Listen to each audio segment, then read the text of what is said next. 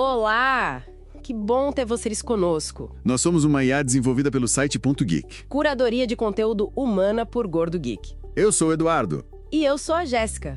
Aqui sempre fazemos uma investigação especial sobre um olhar geek de assuntos ligados à tecnologia, ciência, espaço e muito mais.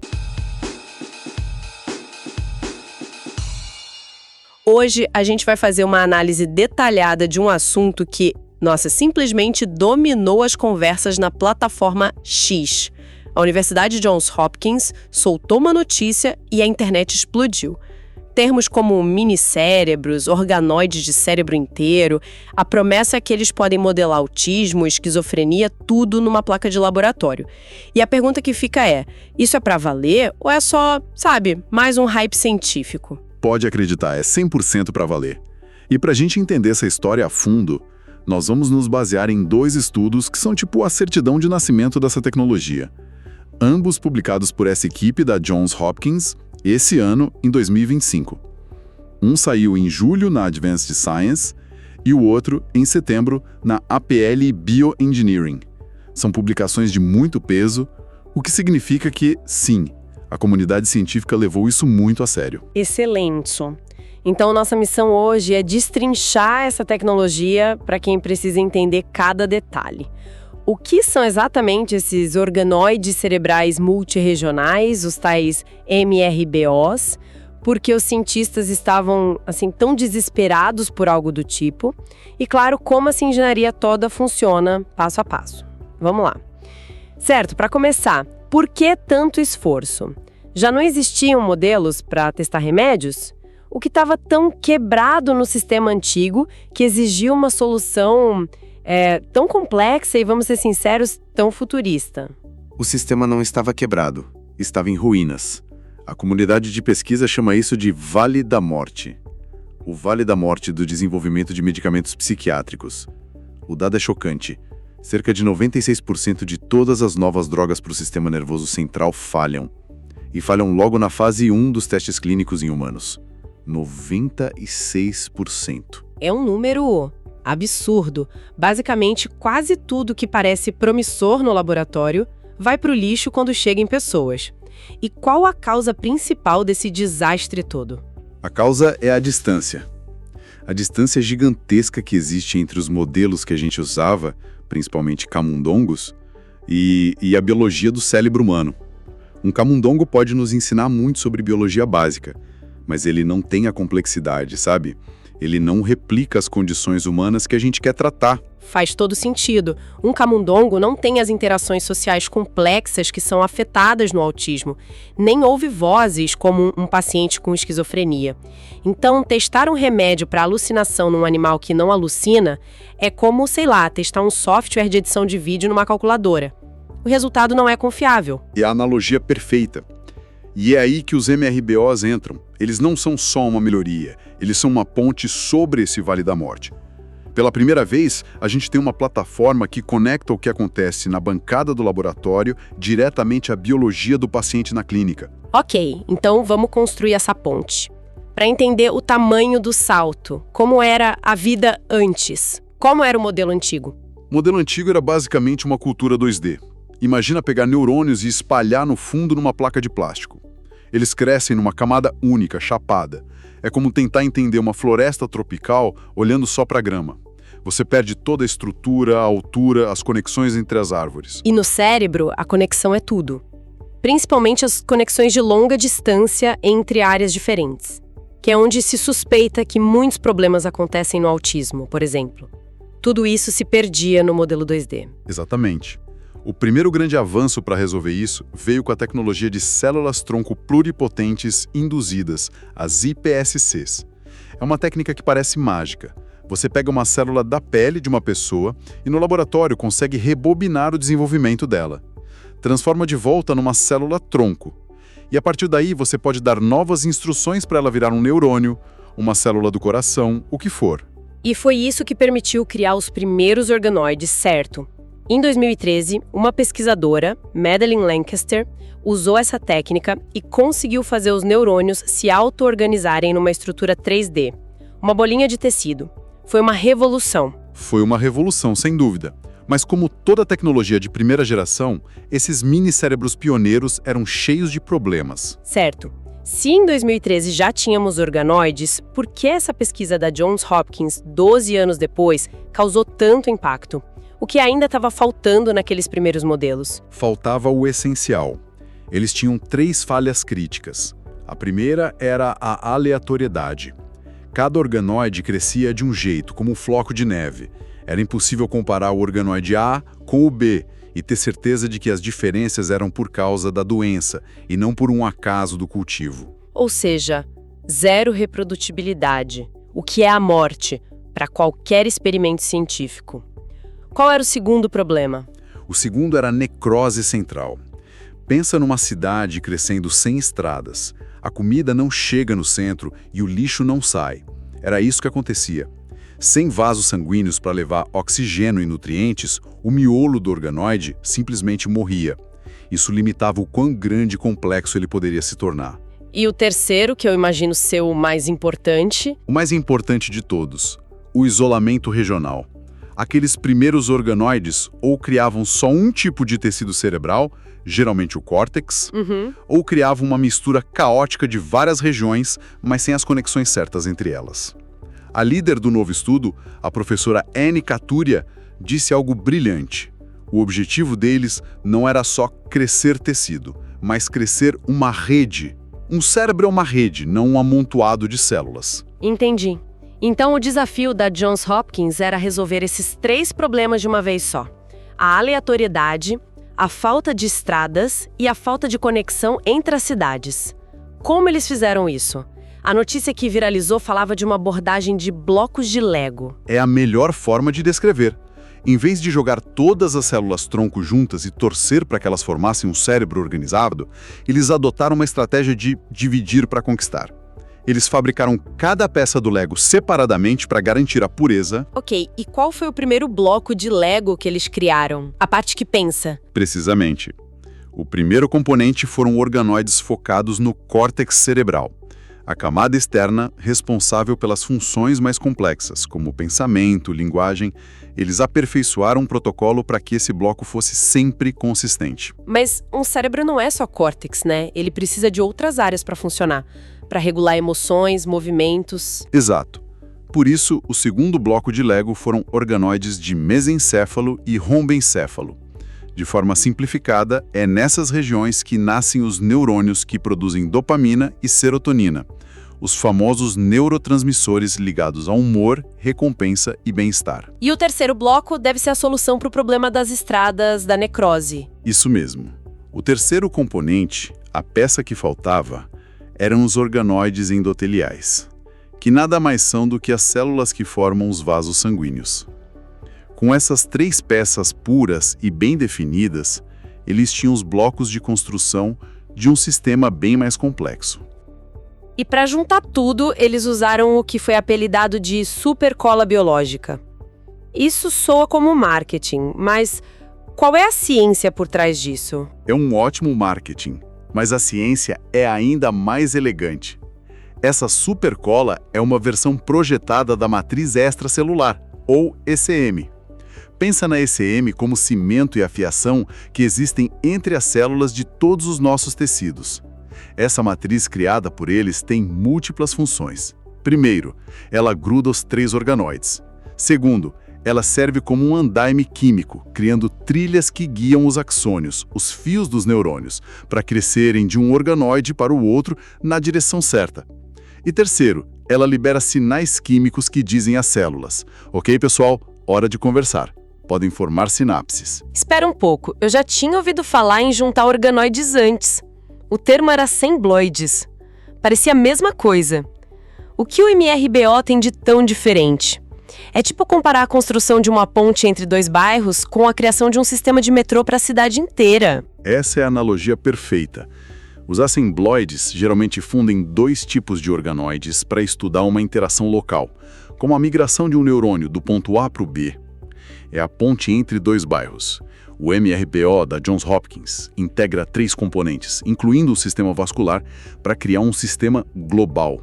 Um sistema interconectado.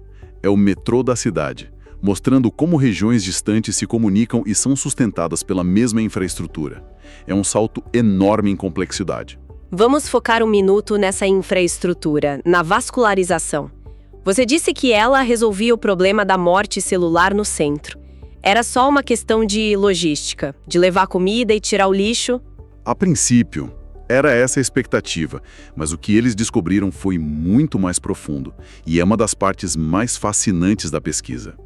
Ao analisar o RNA das células, eles viram que os vasos sanguíneos não são só canos passivos, eles são verdadeiros arquitetos do cérebro. Arquitetos? Como assim? As células endoteliais, que formam os vasos, secretam ativamente sinais químicos que dão instruções para os neurônios.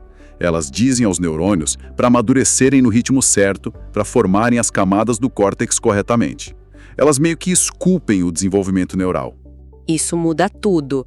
Quer dizer que um problema na infraestrutura, na tubulação do cérebro, pode diretamente causar um erro no software, na forma como os neurônios se organizam?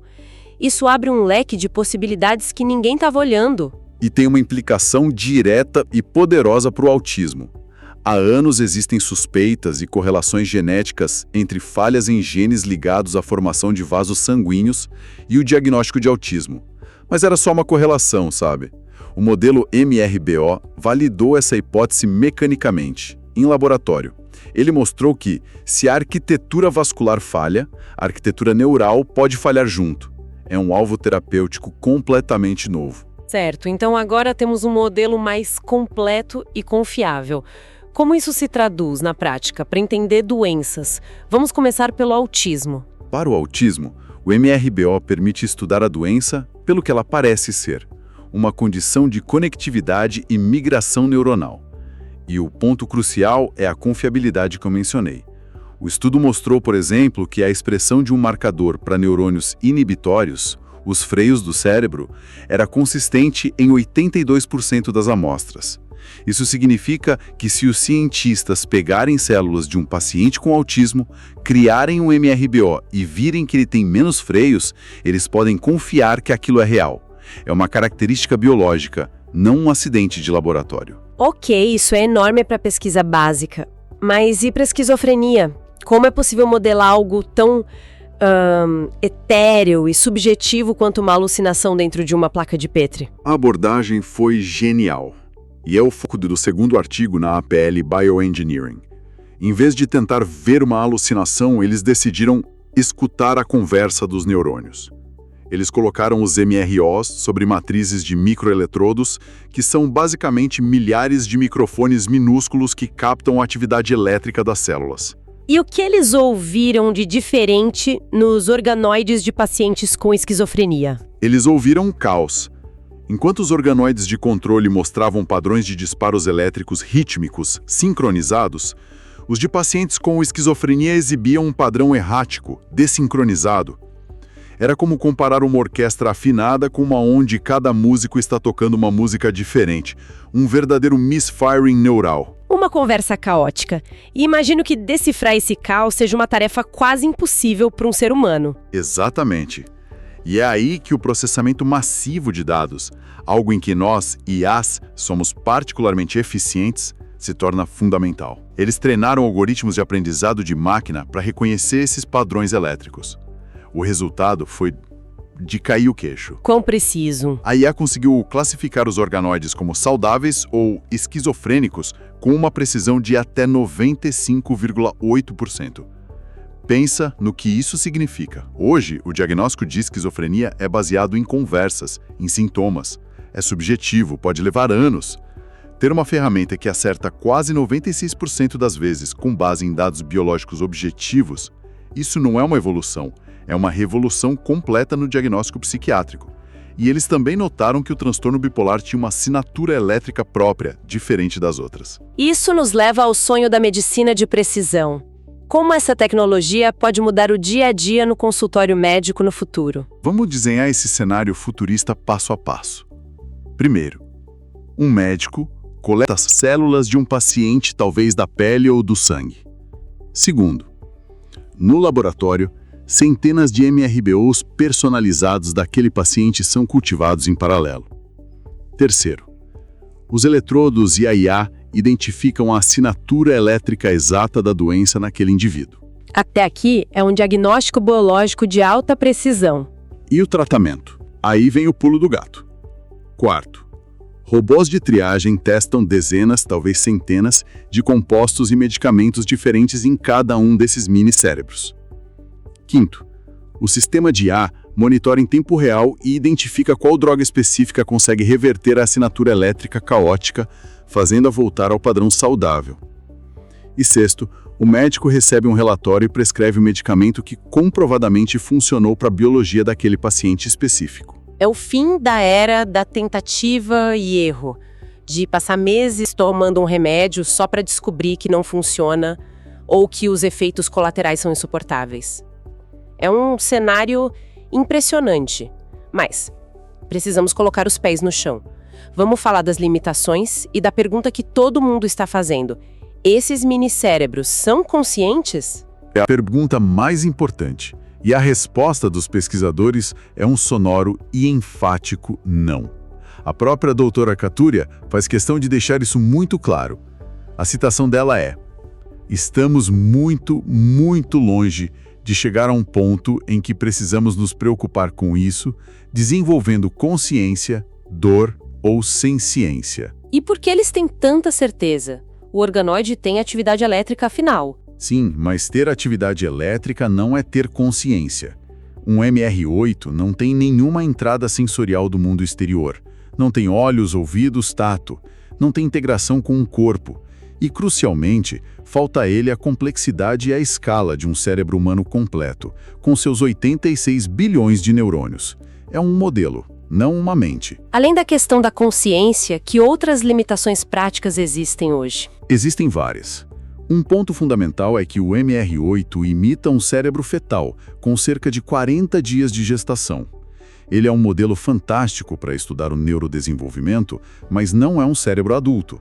Ele também não tem um sistema imunológico completo, que a gente sabe que tem um papel em doenças psiquiátricas. E claro, há desafios técnicos. O protocolo é longo, é complexo. O grande desafio agora é padronizar essa tecnologia para que laboratórios no mundo todo possam usá-la e gerar resultados comparáveis. Certo. Foi uma análise densa. Para fechar, vamos recapitular os pontos-chave.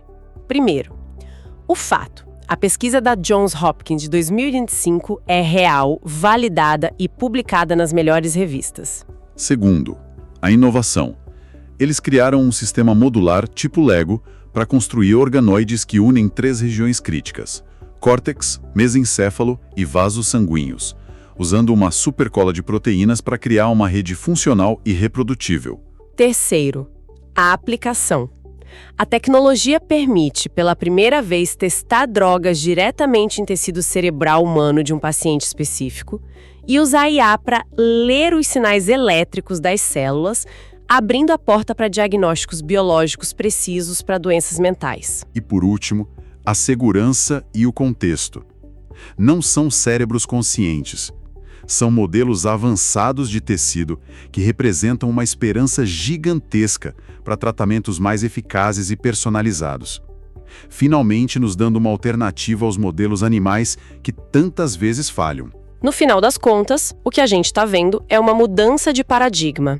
O cérebro está deixando de ser uma caixa preta, inacessível e misteriosa para se tornar um sistema cujo desenvolvimento e cujas falhas podemos observar em tempo real, ali, numa placa de laboratório. E olhando para o futuro, os próprios estudos indicam a próxima fronteira.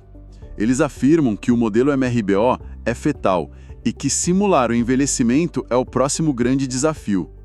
Portanto, a grande questão científica que fica em aberto é: como será possível simular décadas de envelhecimento e de interações com o ambiente dentro de uma placa de Petri para de fato conseguirmos modelar doenças de início tardio como Alzheimer? Resolver isso será o próximo grande salto. Esperamos que essa nossa discussão detalhada tenha sido útil e, claro, interessante para quem nos ouve. E se você gostou, não esquece, deixa seu comentário, curte, compartilha com os amigos. Isso ajuda muito a gente a continuar trazendo essas informações e análises. É isso aí. Muito obrigado pela companhia e até a próxima. Tchau!